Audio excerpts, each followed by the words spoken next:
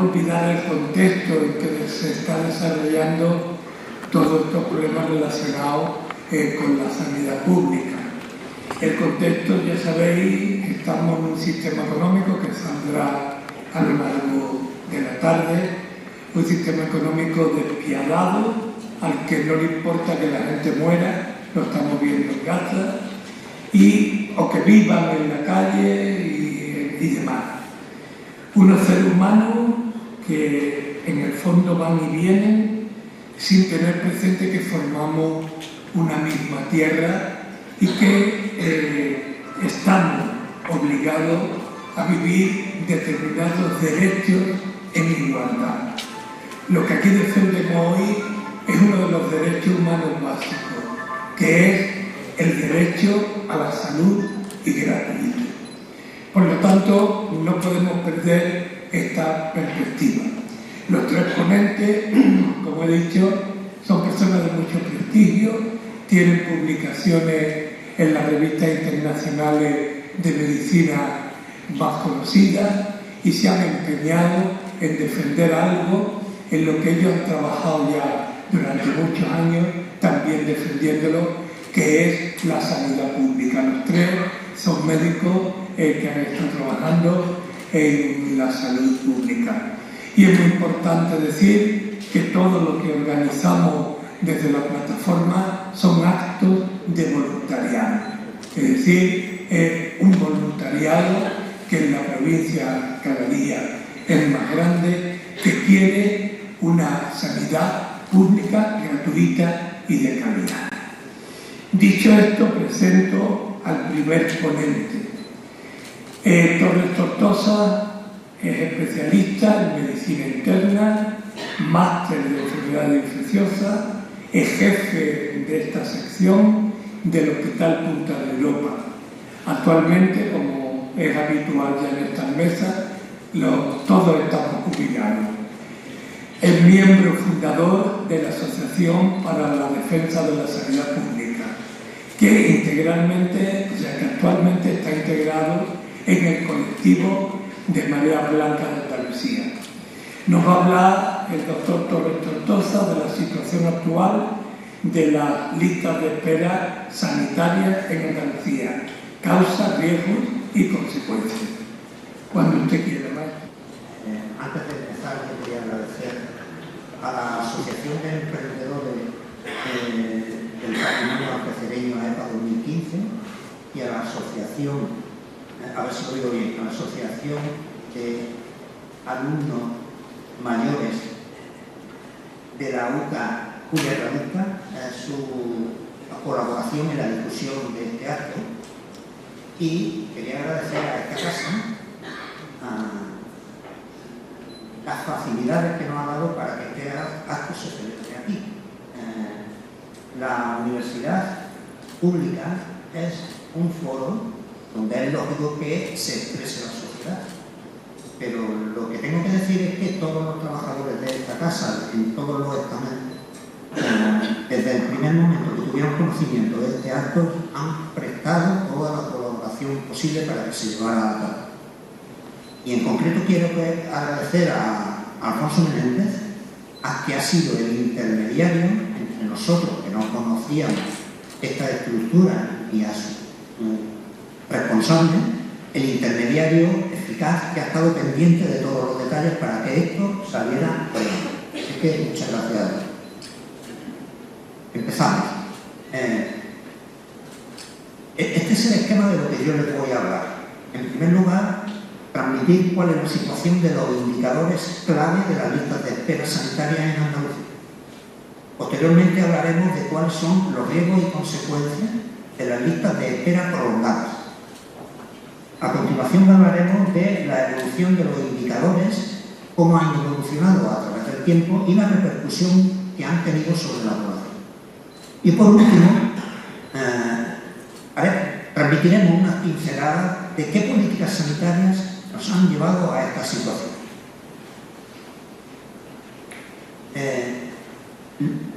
Muchas diapositivas de las que van a ver tienen esta estructura. En el centro de la diapositiva se expresará lo que proceda.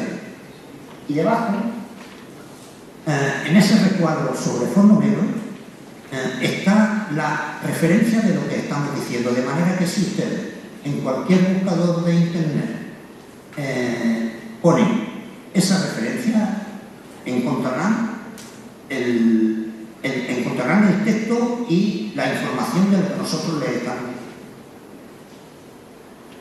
Porque muchas cosas, o la mayoría de las cosas que vamos a transmitir en esta ponencia y en las demás, son hechos, objetivos y datos demostrados. Y empezamos. Y para expresar el elemento central de lo que pretendemos transmitir, lo que primero tenemos que decir es que la situación actual de las listas de espera sanitaria en Andalucía es un desastre.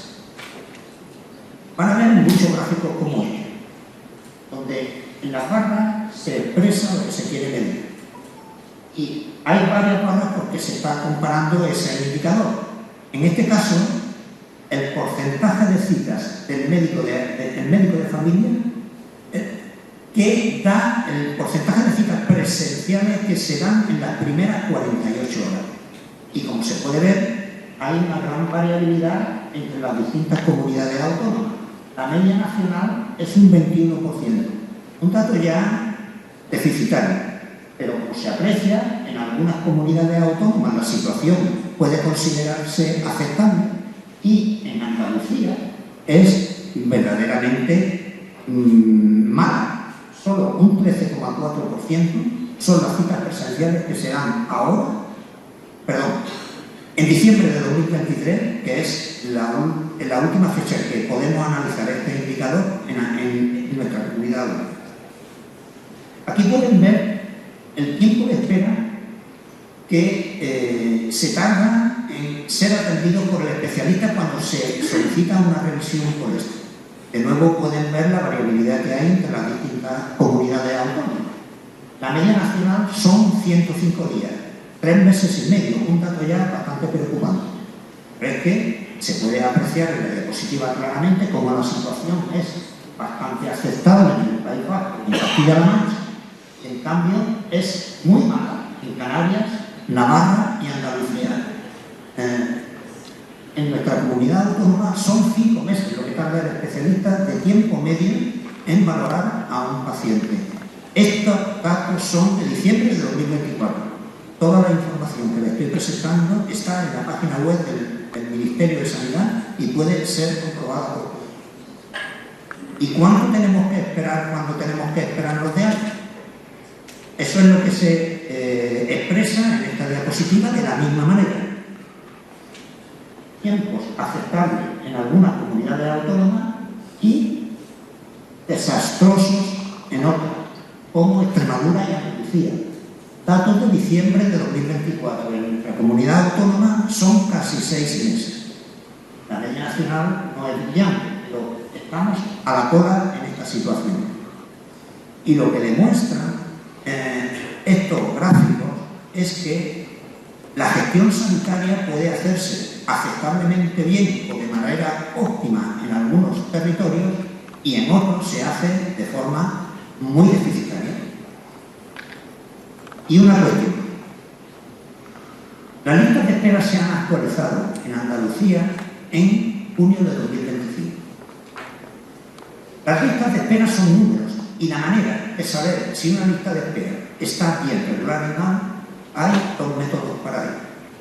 Uno es evaluarla a lo largo del tiempo y el otro método es comparándola, ese dato en las distintas comunidades autónomas. ¿De acuerdo? Bien. En junio de 2025 no se han actualizado en la web del Ministerio de Sanidad los datos de las demás comunidades, por lo tanto no podemos comparar. Pero sí que podemos hacerlo con los datos de Andalucía a lo largo del tiempo. En cualquier caso, hay que tener en cuenta que la valoración de las listas de espera es mejor hacerla en años completos. ¿Por qué? En verano, los centros sanitarios funcionan a un ritmo muy inferior a su funcionamiento normal. Se cierran quirófanos, se cierran consultas y en diciembre las listas de espera están peor. Eso ocurre habitualmente. En cualquier caso, esta es la curva del número de pacientes que están en lista de espera quirúrgica en Andalucía, que ha sido presentada por la Consejería con cierto triunfalismo, de una manera un tanto absurda, porque siguen igual de mal que estaban. Como se puede apreciar, aquí hay más de 200.000 pacientes esperando para ser intervenidos en junio de este año. Lo mismo ocurre con el tiempo de espera, que son por encima de 160 días. Esto es un dato verdaderamente bochornoso y, como vamos a ver, bastante peligroso. Entramos en el capítulo de los riesgos y consecuencias de las listas de espera prolongadas. ¿Qué peligros tienen las listas de espera prolongadas en los pacientes que están afectados por él? Y lo vamos a analizar en 4 grupos distintos.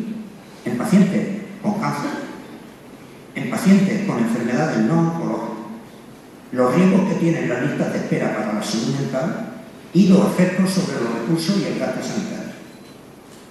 Disculpen el inglés, pero he preferido conservar la carátula de la publicación original, cuya referencia está debajo. Este es un estudio que me ha parecido excelente para transmitir lo que queremos transmitir. Es un metaanálisis, es decir, varios estudios homogéneos se suman para tener un tamaño muestrado mucho más grande y poder llegar a conclusiones más concretas. Y así se ha podido analizar lo que ocurre en más de 1.200.000 pacientes diagnosticados de 7 tipos de cáncer relativamente frecuentes que están en listas de espera. Estos tumores eran de mama, vejiga, colon, recto, pulmón, cervix y cabeza y cuello.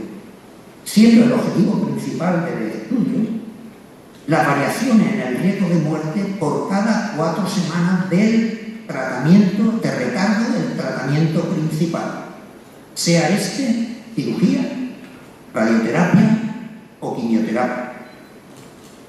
Y este es el resumen de las conclusiones fundamentales del estudio. En general, los retardos de 4 semanas aumentan el riesgo de muerte. Si es retardo de cirugía, el riesgo de muerte aumenta de un 6 a un 8%. Si es de radioterapia, por ejemplo, en tumores de cabeza y cuello, el riesgo de muerte aumenta un 9%. Y si es de tratamiento sistémico, por ejemplo, para cáncer colorectal, el riesgo de muerte aumenta en un 13%. Los retardos de tratamiento más prolongados, de 8 y 12 semanas, aumentan más el riesgo de muerte. Por ejemplo, en cáncer de mama, el riesgo de muerte aumenta en 17 y 26% respectivamente para estos retardos. A ver, se conoce la población de los distintos países. Se conoce cuál es la prevalencia de los distintos tumores en las poblaciones. Y con los resultados de este estudio se pudo evaluar cuál sería el aumento de mortalidad en mujeres con cáncer de mama que implicarían los retardos de tratamiento de 12 semanas. Y se concluyó que en el Reino Unido sería un exceso de mortalidad anual de 1.400 mujeres más. En Estados Unidos, un retardo de 12 semanas en el tratamiento del cáncer de mama implicaría 6.550 muertes anuales de mujeres. Y en Canadá, 600 y en Australia 500 muertes más. Pasamos a comentar algo de procesos no tumorales. Por ejemplo, en este estudio de casi 90.000 pacientes pendientes de ponerse una prótesis de cadera o de rodilla. Un problema bastante frecuente. Bien, pues los retardos implican un deterioro de la función articular, un deterioro significativo en la calidad de vida y que los resultados posoperatorios sean peores que si no hubiera existido ese retardo. Otro ejemplo, enfermos con enfermedad inflamatoria intestinal en lista de espera para cirugía. 1 de cada 8 precisó cirugía de urgencia, 19% tuvieron otras complicaciones y un 49% tuvieron necesidad de atención médica adicional. ¿Me van a permitir que me eche un trago de agua?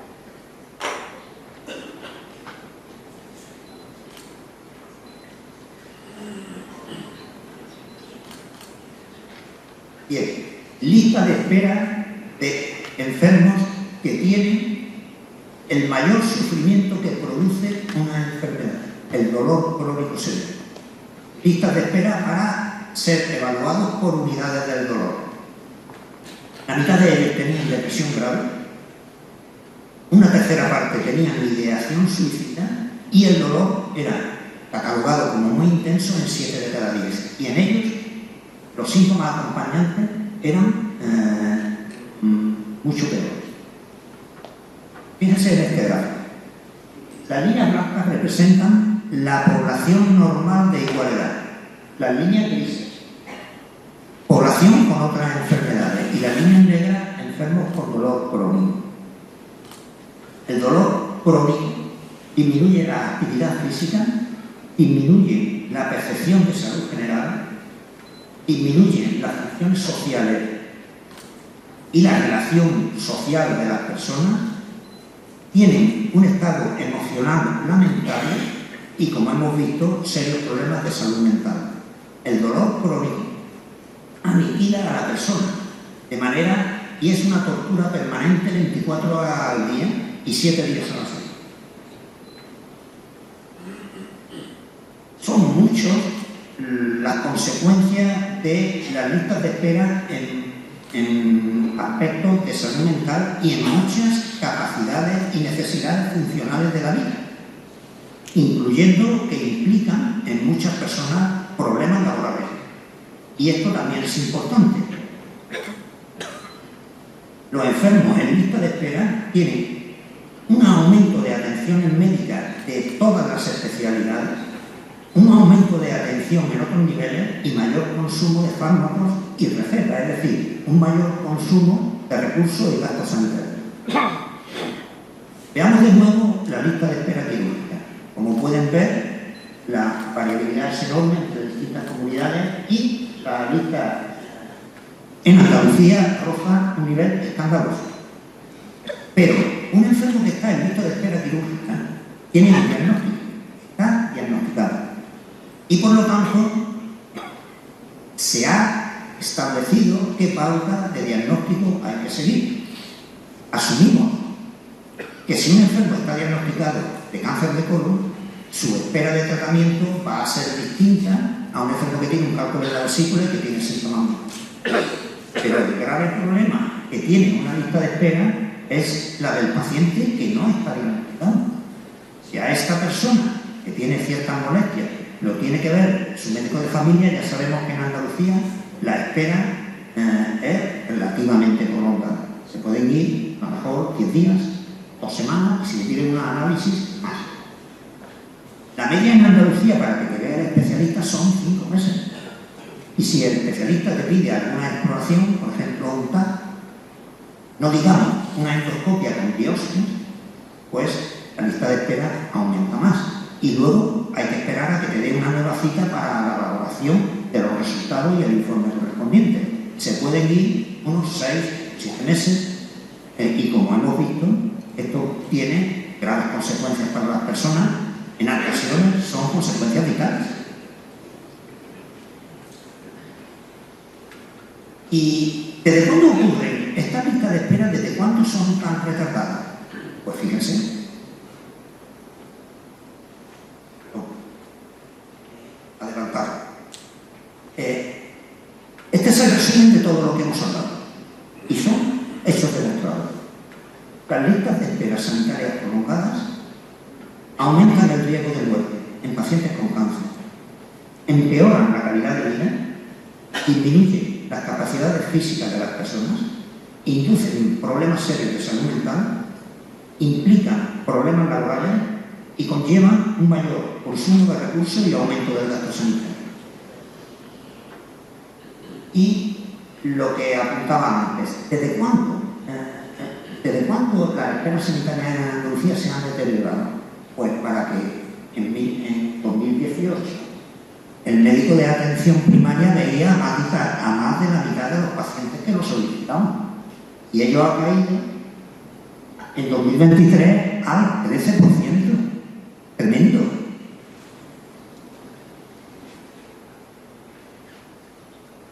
¿Y ocurre eso así en todos los sitios? Bueno, en Cantabria no. En Cantabria, Niña Morada, el médico de cabecera veía a más de la mitad de los pacientes que lo solicitaban en 48 horas, prácticamente continuaba así.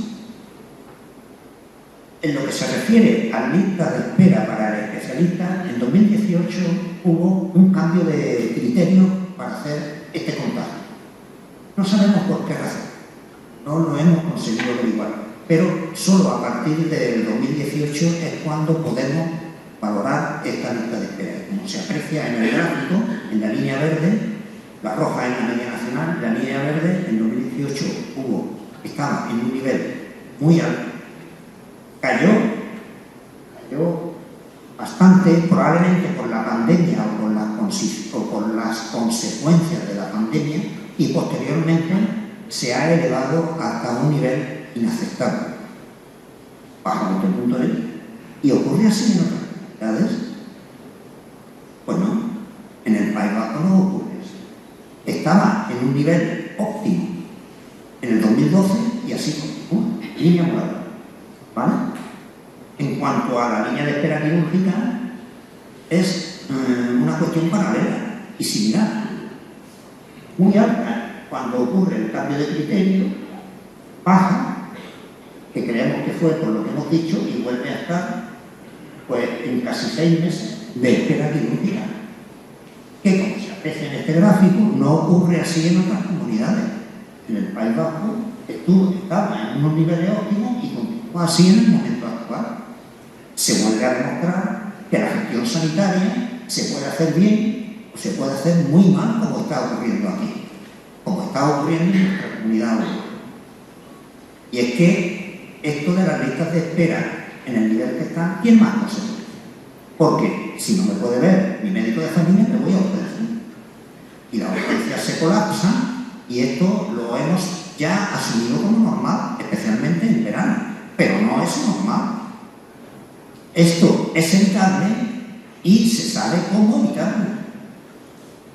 Lo que ocurre es que en nuestra comunidad autónoma pues no se hace. Y también ocurre esto. Si no me pueden ver en la sanidad pública, me hago un seguro privado.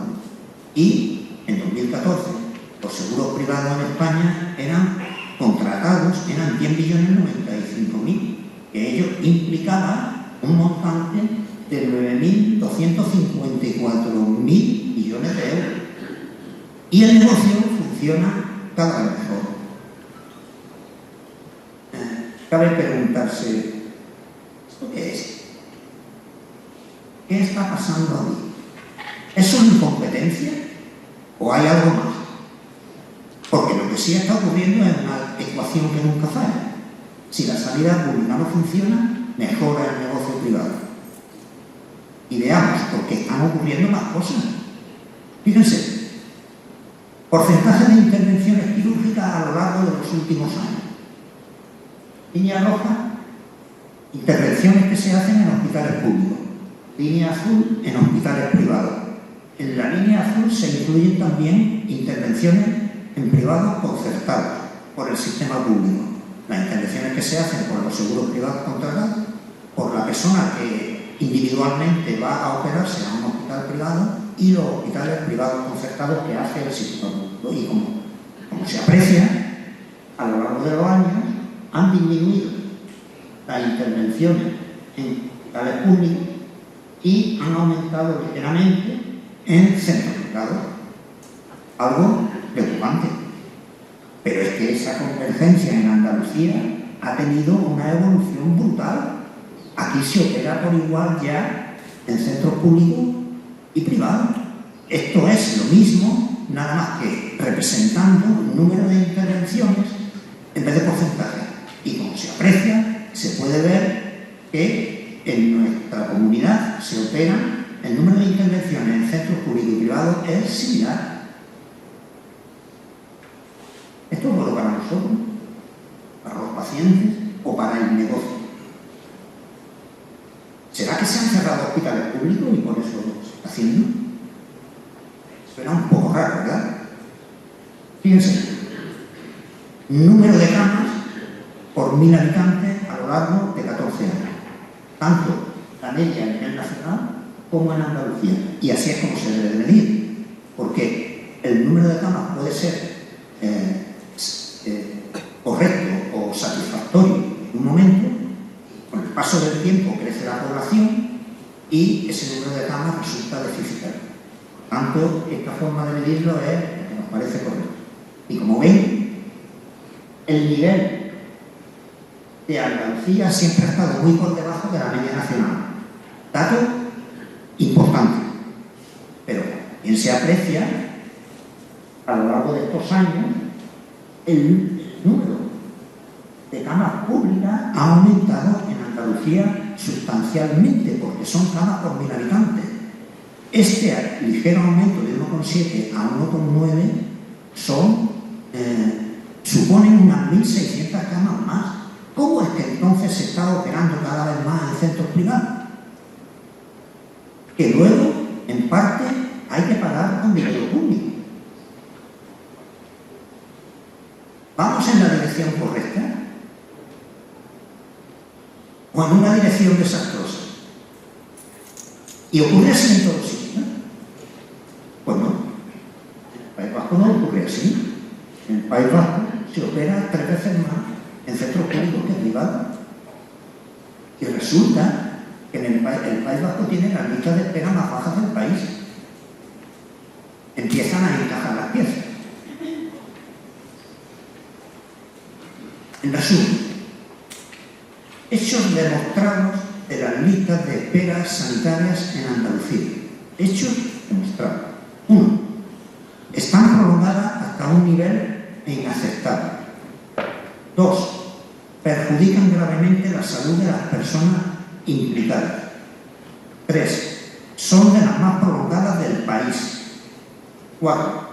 Este deterioro en Andalucía ha ocurrido en los últimos años de forma paralela a una notable privatización. Y 5. En otras comunidades autónomas la situación de las listas de espera es óptima y coincide con una privatización muy inferior. El gobierno andaluz actual está haciendo una política sanitaria pésima que perjudica gravemente a los ciudadanos. ¿Y cómo es que estamos consintiendo esto? El sistema sanitario público andaluz es nuestro, porque lo financiamos nosotros, y cualquier gobierno está obligado a gestionarlo bien para que sea beneficioso para todos. Los gobiernos tienen que estar al servicio de los ciudadanos. ¿Qué tiene que ocurrir para que actuemos? ¿Hasta cuándo va a durar esto? Porque los desastres inducidos por políticas semejantes no son nuevos y son ya bien conocidos. Vamos a ver algunos de ellos. En un momento determinado, el gobierno de la comunidad autónoma valenciana decidió que toda la población de un área geográfica concreta fuera atendida por una empresa privada. La empresa privada construiría el hospital y la comunidad le pagaría un canon para cada persona atendida, por cada persona atendida. La empresa también contrataría al personal y organizaría la asistencia sanitaria. Y todo ello fue un estrepitoso fracaso que implicó que la empresa quebrara en 5 años. Inmediatamente se comprobó que el gasto por habitante era muy superior y tuvo unos 5 millones de pérdidas. y tuvo que pedir ayuda a la Generalitat, algo inédito en las políticas neoliberales. Y por sorprendente que parezca, se realizó un nuevo concurso y fue ganado por la misma empresa que había fracasado previamente. El gasto por habitante subió, la empresa incorporó la atención primaria, hubo bastantes irregularidades, bastante opacidad y las condiciones laborales de los trabajadores sanitarios eran peores. El hospital tuvo que ser rescatado por el sistema público y 9 meses después de ello era más eficiente y las listas de espera habían disminuido. Y la historia se repitió con el hospital de Torrevieja, que tuvo el mismo comienzo y tuvo que ser arreglado de la misma manera. La situación sanitaria en Portugal parece paralela a lo que está ocurriendo en Andalucía y muchos profesionales y analistas piensan que todo ello ha sido planeado, hechos a tener en cuenta. Al acabar la Segunda Guerra Mundial, se creó en el Reino Unido el National Health Service, el Servicio Nacional de Salud británico. Ello fue un hito mundial porque se estableció que la salud y sus cuidados iban unidos a la condición de ciudadano por el solo hecho de ser. Pues bien, Margaret Thatcher era bastante más educada que el cowboy ese que tenemos enfrente, pero desde un punto de vista político fue igual de sana. Aplicó una política neoliberal regresiva que ha sido continuada por gobiernos laboristas y conservadores y en el momento actual el National Health Service está virtualmente destrozado y esto ya se conoce tanto en periódicos, medios de difusión ordinarios como en revistas muy especializadas. Hoy ya son conocidas qué implican las políticas neoliberales en los sistemas sanitarios y sus calamitosas consecuencias. Muchas gracias.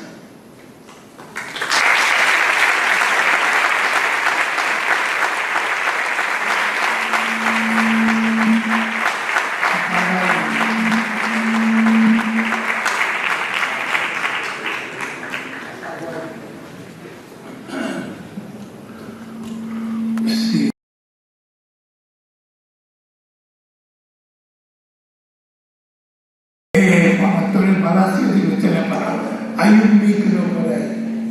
Dámelo. Bueno, el micro aquel para bajarlo.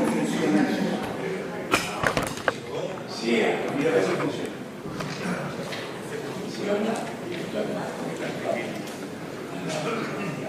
Sí, se ve. No temáis que no voy a cantar, ¿eh? En primer lugar, no sería un mal nacido si no dijera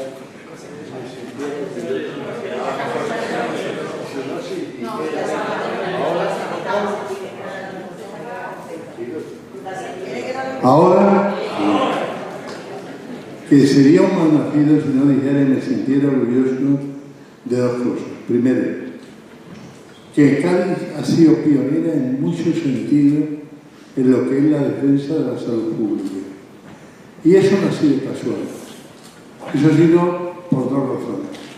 Primero, porque ha tenido unos profesionales de categoría, de Champions League. Aquí hay una pequeña muestra, incluido el moderador, que está ahí calladito hoy porque no lo ha dejado hablar. Y en segundo lugar, porque yo creo que lo que habéis puesto aquí, lo habéis puesto con rigor, con mucho rigor, con datos, pero además para que todos nos enteremos. No queriendo meter las cosas en una cápsula para que este es el mundo del complejo de Dios. Tú sabes que existe el complejo de Dios, Antonio, tú que lo sabes todo. Entonces, primero está Dios, después los médicos y después No sé por qué orden. Normalmente los médicos y después Entonces, lo que os quería decir simplemente, que aparte de sentirme orgulloso, haceros una pregunta directa. Porque yo sé que a mi amigo Pepe Sanizo le gusta empezar temprano y terminar temprano. Y de enrollarse, nada. ¿Cuál es en este momento, para la defensa de la salud pública? Uno, la actitud, porque el llegar hasta aquí, en la defensa de la salud pública, no ha sido gratuito. Ha sido gracias a Dios vuestra lucha y a la que la sociedad se ha movilizado, se movilizó, salió a la calle en defensa de su salud pública. Y yo pregunto, ¿cuál es en este momento de crisis donde el dinero manda sobre la salud pública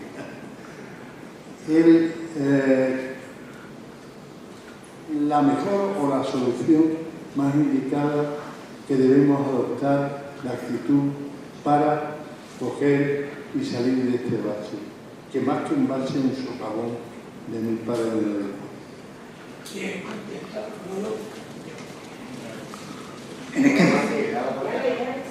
En esquema. Creo que lo primero que hay que hacer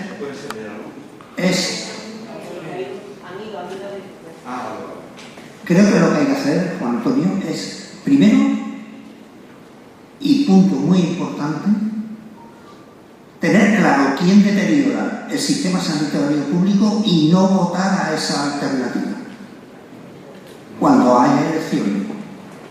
Primera medida. Y segunda medida,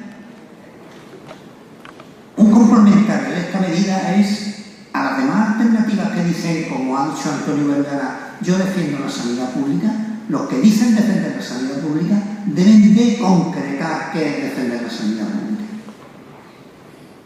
Y la otra, activismo.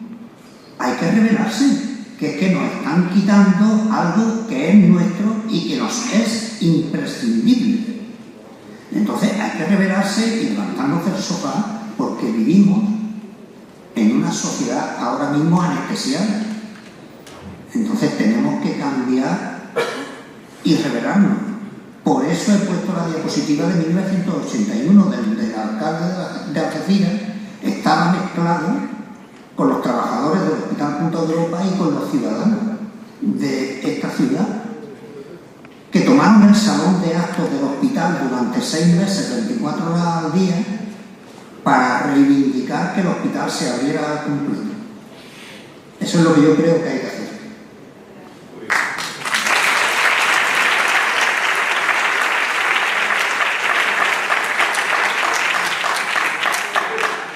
No veo nada, aquí tiene el micrófono. Sí, pero quería responderle al compañero. ¿Qué podemos hacer? Estoy esperando. ¿Qué podemos hacer? ¿Has reclamado? ¿Sí? Vale. Pues además de reclamar, por eso lo he dicho al principio. Mira, en Andalucía hay decretos, leyes que obligan al Servicio Andaluz de Salud a atenderte antes de unos plazos. Esas leyes están vigentes. Lo que pasa es que no se cumplen. ¿Vale? Bueno, pues entonces tú, además de reclamar, con la reclamación, no sé qué especialidad en la que tú estás esperando, vas y le dices, ¿quién es el responsable de este servicio? Fijaros de lo que es trauma. ¿Quién es el jefe de trauma? No está, ¿quién es el responsable ahora mismo aquí? Yo no me muevo hasta que no hable con el responsable de trauma. Y le pides un pliego de gastos. ¿Eso qué significa? Fíjate si lo hiciéramos todos, vencemos. Significa que tú le vas a decir al jefe de trauma, estoy esperando una infiltración y me voy a ir a la Quirón porque llevo más de 60 días esperando y legalmente usted me tendría que haber asistido. Entonces me voy a ir a la Quirón, pero lo va a pagar usted, no yo, ciudadano. Entonces el jefe de trauma te dice, venga mañana, y lo infiltra. Pedir carta de pago. Carta de pago. ¿Qué significa carta de pago? ¿Cuánto vale una infiltración en Quirón? 8.000 euros.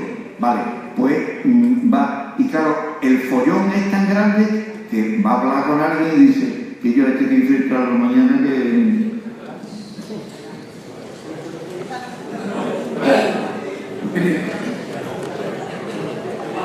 Buenas. Sí. ¿Qué tal?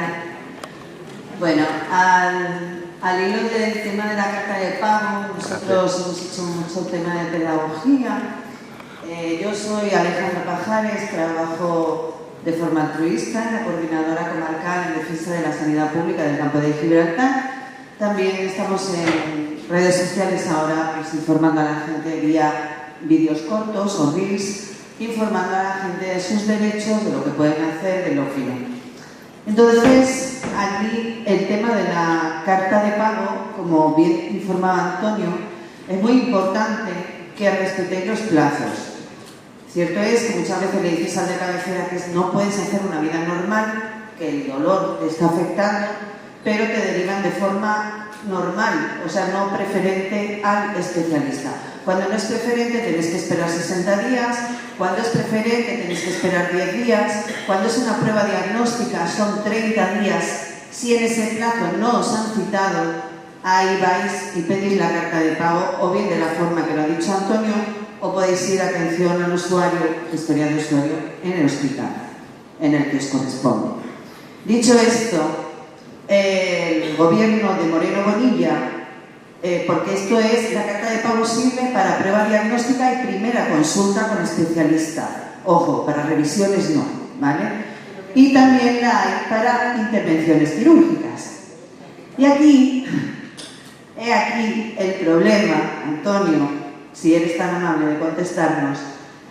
Para las intervenciones quirúrgicas, el gobierno de la Junta de Andalucía, presidido por el señor Moreno Bonilla, dijo, para prevenir el que nos pidan la carta de pago por una intervención quirúrgica, vamos a curarnos en salud y vamos a detallar en el boletín oficial de la Junta de Andalucía que les vamos a dar la tercera parte del dinero que vale la operación. ¿Es así o no? Por favor, darnos una solución. Gracias. Claro, fijaros lo que dice Alejandra, porque es terrible. Cuando estamos hablando de que el activismo significa que yo a partir de mañana hago una reclamación diaria y pido carta de pago a diario. Ese es activismo. Eso no hace falta marea blanca. Así que yo mañana, ¿cuántos meses llevo? 8 meses, pues ya puedo pedir carta de pago del tirón.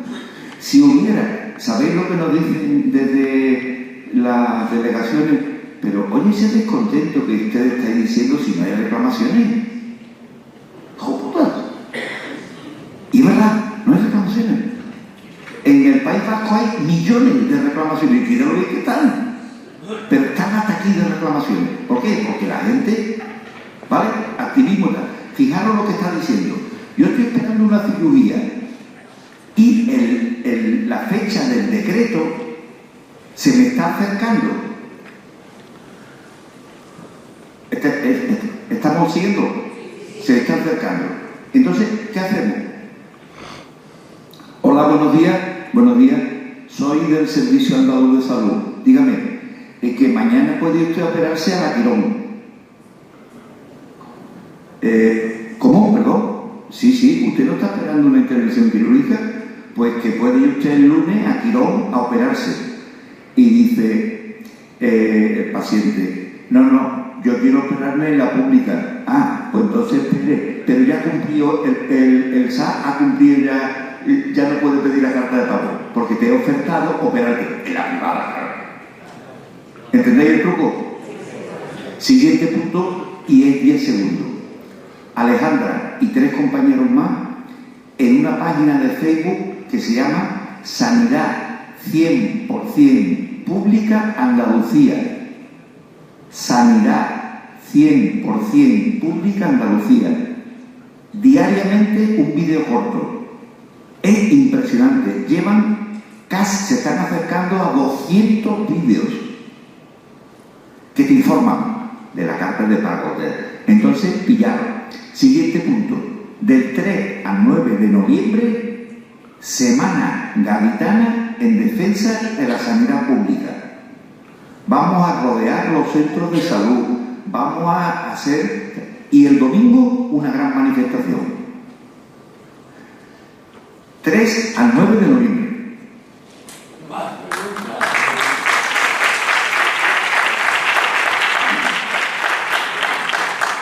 ¿Hay más preguntas? Por favor, el micro allá arriba. Azafata, por favor. ¿Qué pedazo de azafata, hijo? Sí, también. Joder. Buenas tardes. Yo estoy hablando en público, la verdad que no me digo, pero voy a intentar hacerlo lo mejor que pueda. Primero, muchas gracias por estar aquí, por darnos esta pedazo de charla, todo súper detallado y para enseñarnos más que más o menos se sabe, pero que nos lo van a enseñar con gráficos, con detalles, con todo, de lo que es el mal que nos está causando la privatización que nos está matando poco a poco. Yo soy opositor al Servicio Andaluz de Salud. Decidí opositar al SAS porque me encanta el mundo sanitario. Bueno, yo soy administrativo, yo podría haber elegido muchas administraciones, pero bueno, tengo un compromiso con la sanidad, mi pasado y tal. La verdad que yo quería estar en el SAS y ahí estamos peleando. Nosotros, cuando habéis hablado de las OPE, habéis hablado de, bueno, que tendrán que ser, bueno, cada año, tal, bueno, periódicamente. Y bueno, lo estamos cumpliendo más o menos, no mucho, la verdad. Llevamos desde el 21 con las mismas listas el mismo corte de 2021. Ahora lo están actualizando desde el 23 parece ser, pero en fin, está legal. Yo quería hacerle dos preguntas. Uno, ¿creéis que la privatización puede llegar a un punto de no retorno, como por ejemplo en Madrid, con la cantidad ingente que hay de hospitales de gestión público, de gestión privada? Y bueno, en fin, ¿creéis que habrá un punto de no retorno si siguen los gobiernos neoliberales tanto tiempo manteniéndose en el poder? Y otra, la segunda y última pregunta, ¿creéis que las nuevas generaciones de sanitarios, de personas que trabajan en la sanidad están concienciadas y los veis o nos veis con el mismo sentido de decir hay que defender la pública, la 100% pública, ¿no? ¿Creéis que yo lo veo feo porque yo veo mi entorno de gente de mi edad y no lo veo para nada concienciado, lo veo en otras cosas, en otros mundos y lo veo en las inversiones, en ganar dinero, en no sé qué, pero no lo veo en defender los servicios 100% públicos? Gracias.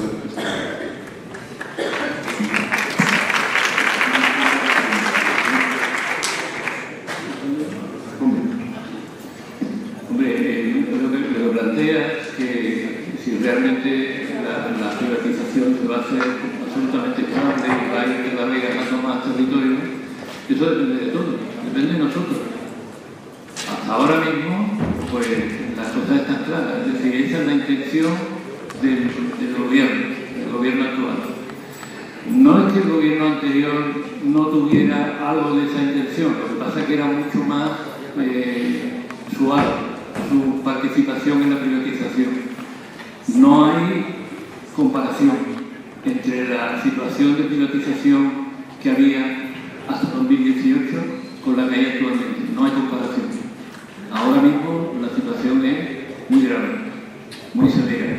¿Puede llegar esto a ser irreversible y a convertirse en una cosa como la de Estados Unidos? Pues puede. Todo depende de nosotros. Sí, yo quiero hacer un comentario, además de... mira, cuando yo era joven, hace ya varios siglos, lo privado era lo bueno, ¿vale? Lo público era una mierda. Entonces, en sanidad, conseguimos, a partir de los 90, que la población opinara lo contrario. Y durante muchos años tú le dices a cualquier persona la pública o la privada, pues la pública. Eso es un logro histórico, porque es un cambio de... ¿vale? Bueno, pues ¿qué ocurre ahora? Que como tú dejes muchos años de privatizando, no te olvides que sectores pudientes le importa un pepino a la privatización. Quiero decirte, pues yo hago un copago, doy un seguro, pues voy a Quirón, que lo pasa en Estados Unidos. En Estados Unidos hay 50 millones sin cobertura, pero son los pobres. ¿Y cuál es la población excluida del copago? El 30% a lo mejor, no sé. El 70% no hay problema. Pero ese 30% es el que menos voz tiene, el que menos presiona, y por tanto el riesgo es que vuelva, como era cuando yo jugué, que la privada, los buenos días, de rollo, la mierda de la pública, ¿sabes? Y después otra trampa que utilizan ellos que yo creo que debería ser ilegal. Yo como político tengo 4 años de legislatura, ¿vale? Yo no puedo hacer un concierto de 20 años. Eso es un fraude, porque yo hago 4 años de largo. Entonces las privatizaciones se hacen a largo plazo y hay un acuerdo, un contrato donde el hospital de Alcira será 20 años privado. Como lo firma el gobierno, lo firma la empresa, hasta que no pasan 20 años no se puede desprivatizar. ¿Comprendéis el truco? Entonces, ¿qué ocurre? Que si yo hago un contrato ahora de 15 años con Quirón, da igual que gane el Lenin. Si ya tengo 15 años, ¿sabes lo que digo? Entonces, claro que la privatización puede consolidar opiniones públicas peligrosísimas. Sí. Y podemos llegar a tener que ir con la tarjeta, pues puede parecer increíble, pero podemos tener que ir con la tarjeta Visa en lugar de con la tarjeta sanitaria, sin duda alguna.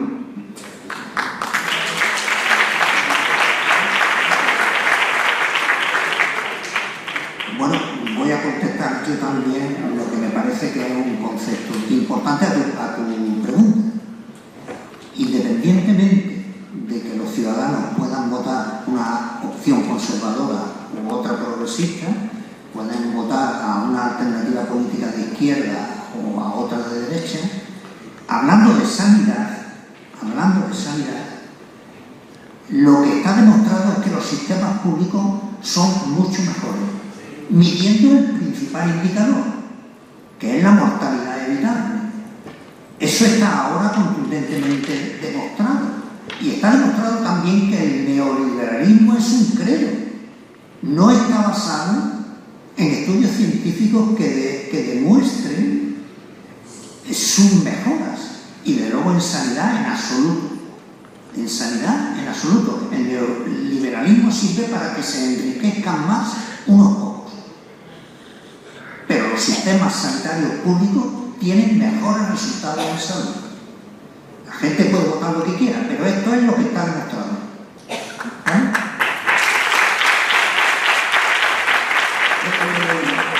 Una última pregunta, que son las 9:05, yo soy alemán. Venga. Gracias. Antonio, va por ti, porque es que te conozco más el discurso y siempre me gusta puntualizar una cosa que y es más gasto sanitario. Cuidado con el más gasto sanitario, lo han demostrado tus compañeros muy bien, que el más gasto sanitario puede ser mucho mejor para ciertas partes. Es decir, no gasto más gasto sanitario, no mayor salud, y a veces al revés, se gasta más, y de hecho, así lo dice el propio presidente de la Junta, y es verdad, en términos absolutos, es donde más inversión hay y más gasto sanitario hay ahora, y no tenemos mejor servicio con eso. O sea, cuidado con que digamos aquí donde más gasto sanitario, porque muchas veces no es verdaderamente esa correlación, y lo que supone también más gasto sanitario, más impuestos en ese sentido. Y segundo, no solo en el sistema sanitario son médicos, ¿vale? De hecho, quien presionó más para quitar la exclusividad fue el Colegio de Médicos, ¿vale? Precisamente uno de los lobbies mayores para quitar la exclusividad en el centro fueron los propios médicos que votaron, ¿vale? Tú mismo lo has dicho, el asma en la viña no dependía de un médico, de un pediatra, dependía de otras determinantes, ¿no? Tenemos que haber más gente dentro del sistema sanitario para tener esa visión y llegar más y salvar la sanidad como la salvamos en la pandemia entre todos, ¿vale? No solo la salvamos al sistema sanitario, la salvamos entre todos, ¿vale? Nos portamos muy bien, nos portamos todos muy bien, en ese sentido, la salvamos entre todos. Por eso cuidado con lo demás, no hay médicos, más gastos sanitarios, pero sí, pero para que se lo lleve la farmacéutica, prefiero recortarlo en otro lado, ¿no? Miguel Ángel, yo estoy convencido que pensamos lo mismo, más gastos sanitarios como una política absolutamente socializada, claro, como tú pongas más gastos sanitarios en manos de un neoliberal, estás perdido, por lo tanto, va todo unido, es que es más gastos sanitarios, pero después son 19, más médicos, reconozco que me refiero muchas veces a médicos y el sistema sanitario es mucho más que los médicos, obviamente. Además, incluso, vamos a ver, la importancia de cada sector depende de muchos momentos. Los administrativos son tan importantes como los neurocirujanos. Si no hay orden, en fin, yo soy defensor de todas, y te digo que soy tan poco médico que no he estado jamás colegiado. Me declaré en rebeldía con el colegio médico, me expedientaron y he estado durante 40 años siendo embargado por el colegio médico por no pagarlo. Es decir, que tengo bagaje para decir que no soy corporativo, pero tengo la tendencia a eso. Por tanto, más dinero con política. Y siguiente punto muy importante, Miguel Ángel, que tú sabes, más que yo, lo que estamos hablando. Cuando hablamos del sistema sanitario, tendríamos que hablar del sistema sociosanitario.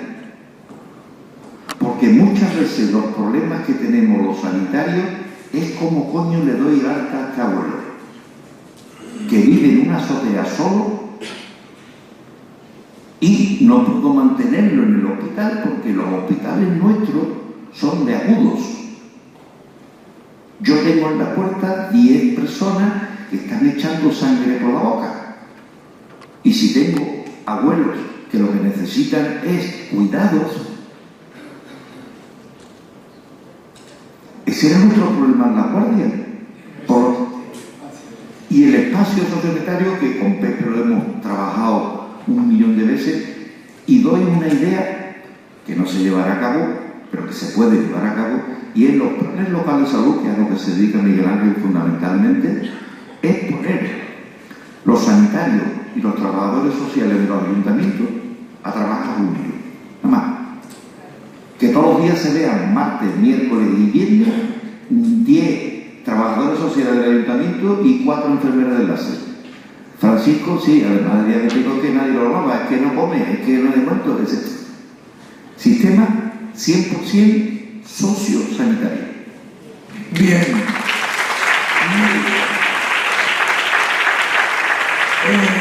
Hemos terminado. Muchísimas gracias. Ya es el momento de la patata frita, huevo, choco, lo que caiga.